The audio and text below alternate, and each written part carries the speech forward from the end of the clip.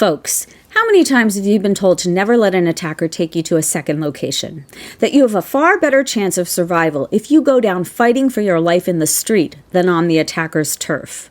So whatever you do, don't get in that car, because if they get you to the second location, you're going to get SA'd, and you're very likely going to get killed. And yet we all watched the graduate student from Tufts get surrounded on the street by a bunch of modern-day snozzies and whisked away with no indication that what was happening was legal or that she was being taken by legitimate officials.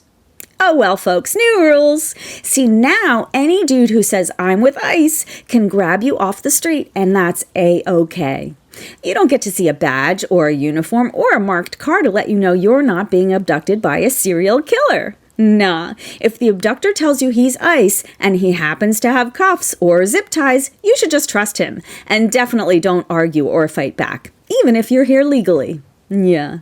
When do you think we're going to hear the first story about attackers using the ICE abduction cover story to get their victims to the second location? The thing is, either ICE hasn't thought these problems with their procedures through, which is alarming, or they have, and they know they're handing a heyday to all kinds of predators who are going to pretend to be ICE to capture their prey. Yeah, seems fairly obvious, but worth saying, if your law enforcement tactics could be mistaken for those used by violent criminals, you might want to rethink whether you're actually on the right side of the law. How many times have we been told that we're not even safe in our own homes? We need alarm systems, and we need to vote for the party that'll stop those migrant caravans because they're going to show up late at night and try to harm our families. How many times have we been told we need to exercise our Second Amendment rights to keep our families safe from all the bad guys who would break in and try to shoot us in our sleep? And now we have the story of the woman in Oklahoma whose home was raided by 20 men with guns in the middle of the night, who ordered the woman and her daughters out into the rain in their underwear, terrified. The men said they were federal agents with the U.S. Marshals, ICE, and the FBI. They ripped through the house and took the family's phones, laptops, and all of their cash. You heard that right. They took all of the family's cash. They left no phone number. The woman has no idea who they were or how to get her life savings back. None of the agencies have owned up to executing the raid.